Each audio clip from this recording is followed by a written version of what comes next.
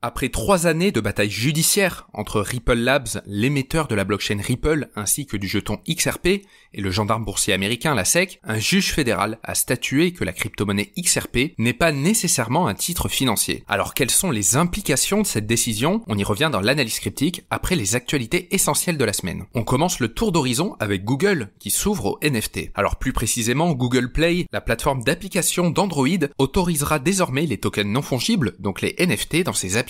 En fait, Google a mis à jour sa politique pour permettre ses actifs numériques tout en mettant en place des barrières de sécurité. Les développeurs doivent clairement indiquer la présence de NFT dans leurs applications, mais ne sont pas autorisés à promouvoir les gains financiers potentiels. Cette décision marque une étape significative pour Google et la diffusion de la technologie liée à la blockchain. Et au passage, l'entreprise envisage également d'ouvrir sa place de marché au marché lié à la technologie de la blockchain. Pour la deuxième actualité, on part du côté de Vanguard, qui investit massivement dans le minage de Bitcoin. Alors en fait, Vanguard, le deuxième plus grand gestionnaire d'actifs au monde, a porté son investissement dans le minage de Bitcoin à plus d'un demi-milliard de dollars. Cet investissement majeur, révélé dans un document déposé par le gendarme boursier américain, la SEC, s'est principalement fait dans les entreprises de minage de Bitcoin, notamment Riot Platforms et Marathon Digital. Cette décision de Vanguard témoigne finalement de l'intérêt croissant des institutions financières pour le Bitcoin, notamment après la demande d'ETF spot Bitcoin par BlackRock. Pour la troisième actualité, on part du côté d'Alex Mashinsky, l'ancien PDG du prêteur de crypto-monnaie Celsius, aujourd'hui disparu, a été arrêté à New York dans le cadre d'une enquête sur la faillite de l'entreprise menée par le ministère américain de la Justice. Mashinsky et d'autres personnes doivent répondre à 7 chefs d'accusation, notamment de fraude en matière de valeurs mobilières, de marchandises et de conspiration en vue de manipuler le prix du jeton CEL. Pour la quatrième actualité, on part du côté des institutionnels qui se montrent particulièrement optimistes sur les crypto-monnaies. Alors en fait, dans un sondage mené par Binance Research, 88% des investisseurs institutionnels se montrent optimistes quant à l'écosystème des crypto-monnaies pour la prochaine décennie. Sur les 200 investisseurs interrogés, 63,5% se disent confiants pour les 12 prochains mois, 47,1% des participants ont maintenu leur allocation en crypto-monnaies au cours de l'année, et tandis que 35,6% l'ont augmenté. D'un autre côté, environ 50% des investisseurs institutionnels prévoient d'augmenter leur allocation dans les 12 prochains mois, tandis que seulement 4,3% envisagent de la diminuer. Les raisons d'intérêt pour les crypto-monnaies comprennent l'espérance de gain, 42,8% des répondants, et la volonté de s'exposer à la technologie, avec 37,5% des répondants qui l'ont affirmé. Alors les investisseurs privilégient les infrastructures blockchain, comme les Layer 1 et les Layer 2, et la finance décentralisée, tandis que les tokens non fongibles, donc les NFT et le Metaverse, suscitent moins d'intérêt d'après le rapport. D'un autre côté, les préoccupations principales des investisseurs institutionnels concernent le risque réglementaire, le risque de contrepartie et la garde des actifs numériques. En fait, environ 58,2% des investisseurs conservent leurs actifs sur des plateformes telles que Coinbase ou Binance, et moins de 15% utilisent des cold wallets, donc des portefeuilles hors plateforme, pour stocker leurs actifs. Pour l'analyse cryptique de la semaine, on s'intéresse au verdict du procès de Ripple. En fait, une décision historique rendue à l'issue d'une longue bataille juridique de 3 ans a été rendue publique jeudi, enflammant au passage la cryptosphère. Cette affaire importante, qui est au cœur de l'un des débats les plus âprement disputés de l'industrie, à savoir si les actifs numériques, donc les crypto-monnaies, devraient être classés comme des titres en vertu de la loi américaine. Et cette affaire vient de prendre un tournant qui pourrait s'avérer crucial pour les projets centrés sur le commerce de détail de crypto-monnaies. Cependant, les implications du verdict sont loin d'être noires ou blanches. Pour rappel, les protagonistes de ce bras de fer juridique étaient Ripple Labs, l'architecte de la blockchain Ripple, et la Securities and Exchange Commission, la SEC des États-Unis. Le verdict de la juge fédérale Analisa Torres indique que le jeton XRP de Ripple était effectivement considéré comme une valeur mobilière au moment où il a été vendu aux investisseurs institutionnels il y a plusieurs années. Plus précisément, en 2020, la SEC a poursuivi Ripple et ses dirigeants, le PDG Brad Garlinghouse et le cofondateur Christian Larsen, pour avoir vendu des titres non enregistrés